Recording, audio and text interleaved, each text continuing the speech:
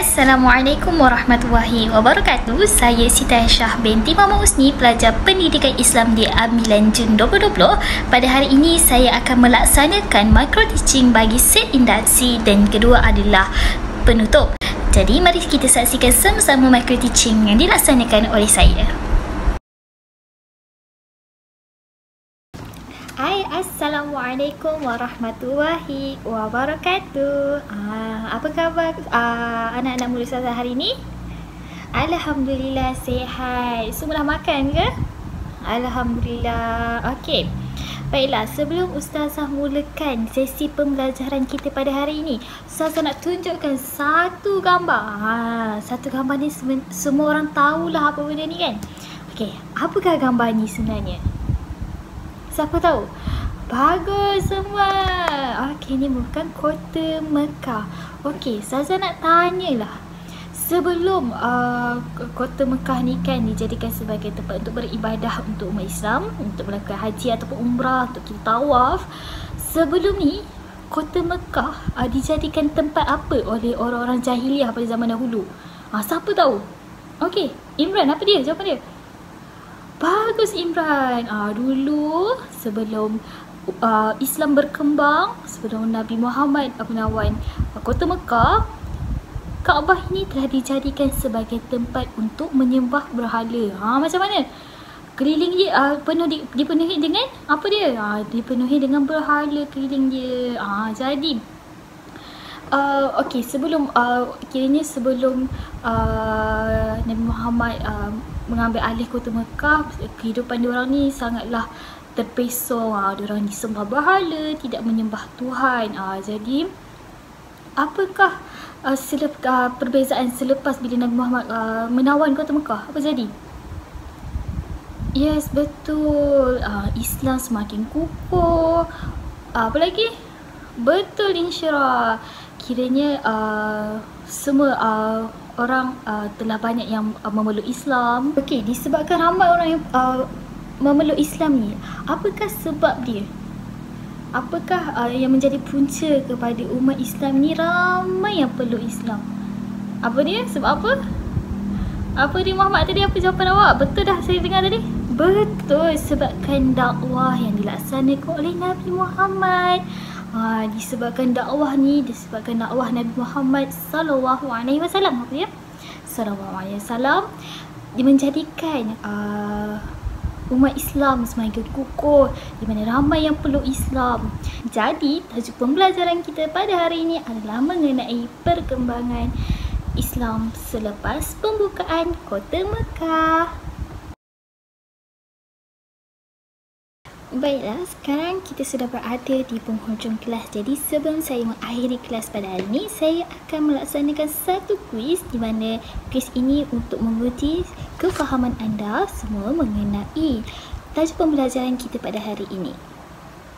Okey, baiklah. Apakah tajuk pembelajaran kita pada hari ini? Yang pertama, Muhammad, apa dia? Okey, betul.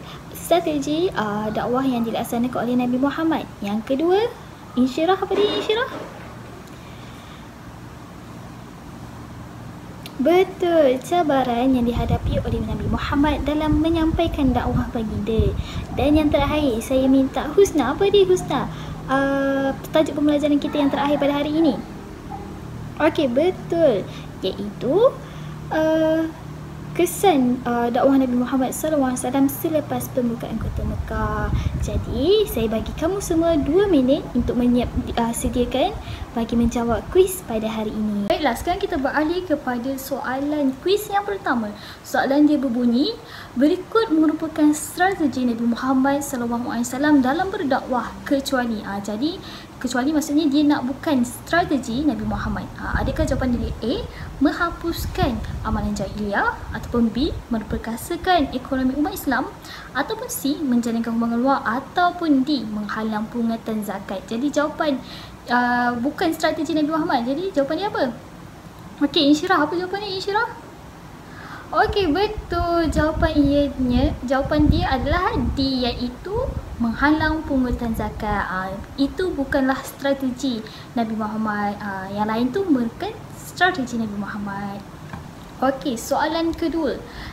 Soalan dia berbunyi, jizyah ialah ... Apakah dia jizyah? Apakah jawapan dia? A. Merupakan cukai yang dibayar oleh rakyat bukan beragama Islam yang tinggal di negara Islam.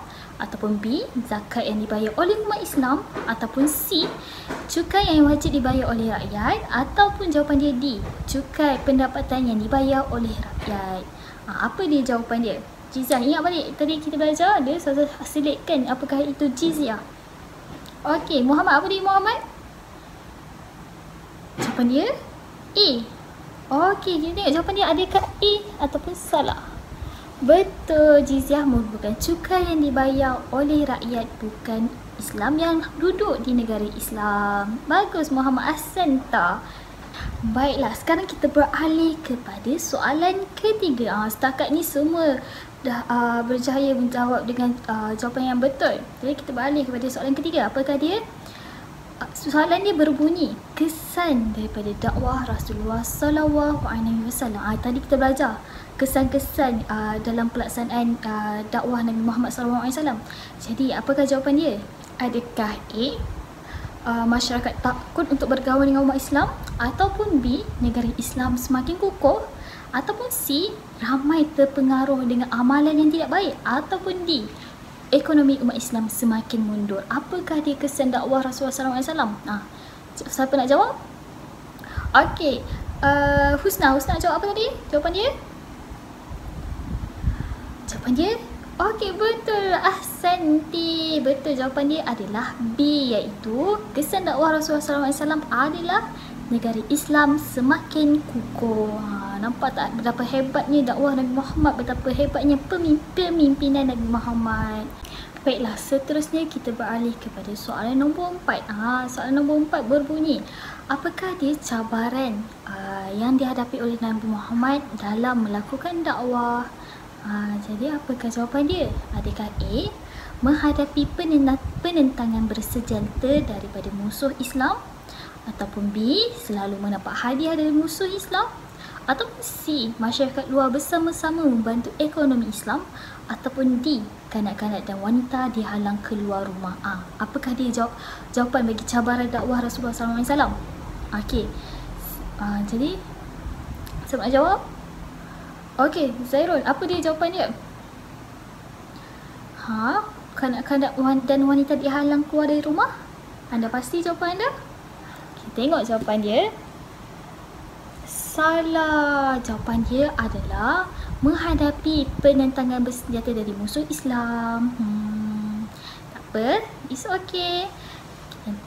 Jadi kita kena ingat bahawa salah satu cabaran daripada dakwah Nabi Muhammad adalah mendapat penentangan bersenjata daripada musuh Islam. Baiklah, sekarang kita beralih kepada soalan yang terakhir. Soalan dia, apakah soalan dia berbunyi? Okey, apakah iktibar daripada perkembangan dakwah Islam? Kecuali, dia nak kecuali, kiranya bukanlah iktibar daripada perkembangan dakwah Islam ini. Siapa nak jawab? Okey, sama ada jawapan dia A, iaitu kita akan bertanggungjawab dalam menyebarkan Islam. Adakah ia bukan salah satu daripada bukan iktibar? Ataupun B, kita mesti memelihara kesatuan dan kesepadawan Islam? Ataupun C, kita mesti berusaha bersungguh-sungguh menangkis dakwah musuh Islam? Ataupun D, kita mesti menjadi umat Islam yang munafik? Apakah dia bukan iktibar daripada perkembangan dakwah Islam ini? Sebab dia nak kecualikan, bukan iktibar lah jadi. Jadi apa dia? Siapa nak jawab? Okey, Ahmad. Apa dia Ahmad? Jawapan dia betul. Jawapan dia adalah kita mesti menjadi umat Islam yang munafik. Ini bukanlah iktibar daripada perkembangan dakwah Islam. Patutnya kita kena jadi umat Islam yang bukan munafik lah, umat Islam yang berusaha bersungguh-sungguh untuk menyebarkan dakwah Nabi Muhammad kan. Okey, baiklah. Berdasarkan kuis yang Ustazah laksanakan sebentar tadi, Ustazah dapati bahawa kesemua pelajar dan kebanyakan sudah menguasai tajuk pembelajaran kita pada hari ini, iaitu perkembangan dakwah Nabi Muhammad SAW selepas pembukaan Kota Mekah. Jadi, Ustazah nak ucapkan tahniah dan syabas kerana anda semua fokus terhadap pembelajaran kita pada hari ini.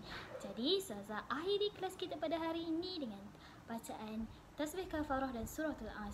Subhanakallahumma wa bihamdika asyhadu an la ilaha illa anta astaghfiruka wa atubu ilaik.